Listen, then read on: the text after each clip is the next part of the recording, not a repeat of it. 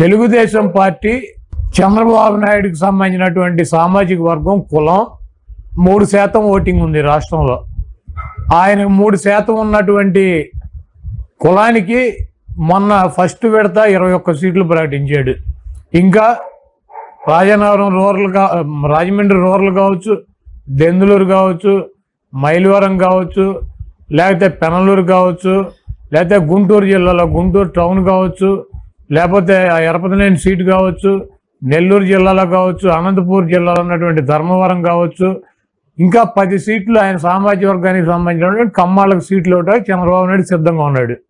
అంటే 3% ఉన్నటువంటి చంద్రబాబు నాయుడు సామాజిక వర్గానికి కమ్మ వాళ్ళకి 30-31 సీట్లు చంద్రబాబు నాయుడు ఇస్తున్నాడు.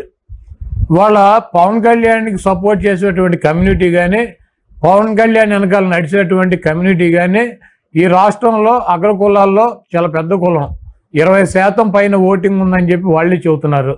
3% ఉన్నటువంటి తన కులానికి తన పార్టీలో 30 సీట్లు పైనిచ్చుకొని జనసేనకి పవన్ కళ్యాణ్కి ఒక అత్యంత బలమైనటువంటి సామాజిక వర్గానికి ప్రాతినిధ్యం వహిస్తున్నటువంటి పార్టీకి 24 సీట్లు ఇచ్చాడంటే ఆ 24 సీట్లు తీసుకోవటానికి పవన్ కళ్యాణ్కి మనసు ఒప్పుకుందేమో కానీ ఈ రాష్ట్రంలో ఉన్నటువంటి జనసేనకు సంబంధించినటువంటి ఓట్ బ్యాంక్ కానీ ఆ సామాజిక వర్గం కానీ కూడా ప్రశ్నిస్తున్నారు.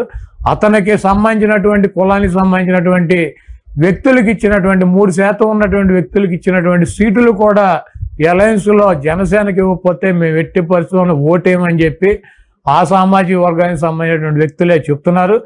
పర్టికులర్గా ఈ 32 మందిని చిత్తుగా ఓడిస్తామని చెప్పి జనసేనకు సంబంధించినటువంటి సామాజిక వర్గమే చెప్తుంది.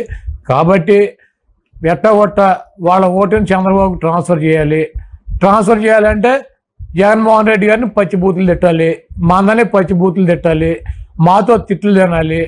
తద్వారా ఆయనకి సింపతి క్రియేట్ చేసుకొని నన్ను తిడుతున్నారని చెప్పి ఆ ఓటుని చంద్రబాబుకు ట్రాన్స్ఫర్ చేసి ఆయన ముఖ్యమంత్రిని చేయాలన్నటువంటి ఒకే ఒక లక్ష్యం కనపడింది.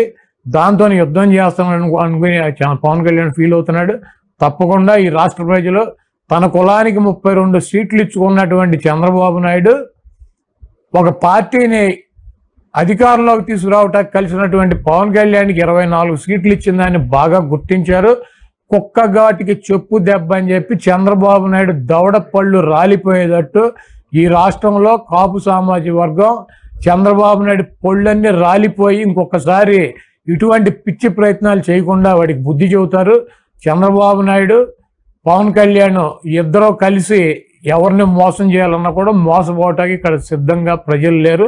చంద్రబాబు నాయుడికి కాపు సామాజిక వర్గం డెఫినెట్గా పవన్ కళ్యాణ్ బలి చక్రవర్తి లాగా పాతాళంలోకి తొక్కేస్తానని జగన్మోహన్ రెడ్డి గారికి చెప్పాడు. ఈయన ఒక పాదమే, ఈ రాష్ట్రంలో 80 లక్షల పాదాలు ఉన్నాయి. పవన్ కళ్యాణ్ని నాశనం చేస్తున్నటువంటి చంద్రబాబు నాయుడిని 80 లక్షల పాదాలతో చంద్రబాబు నాయుడిని ఇంకా ఎప్పుడు జీవితంలో పైకి లేకుండా పాతాళంలోకి తొక్కి ఆయన్ని సమాధి చేయబోతున్నారు. తప్పకుండా అదే జరుగుతుంది. జగన్ 4వ వైపు అని పవన్ వ్యాఖ్యానిస్తున్నారు. ఇప్పుడు జనరల్గా ఈ పెళ్ళిళ్ళ గురించి ఇటు గురించి అన్నీ కూడా పవన్ కళ్యాణ్ మాట్లాడతాడు.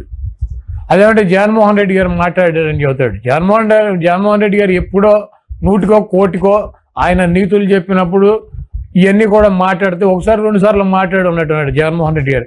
ఈయన రోజు ఇదే చెబుతాడు, నాకు 3 పెళ్ళాలి 4 పెళ్ళాలి, నువ్వు 5వ పెళ్ళం ఇంకోటి 6వ పెళ్ళం అని చెప్తున్నాడు. కాబట్టి అవన్నీ కూడా ఆయన విజ్ఞతగా వదిలేస్తున్నాడు.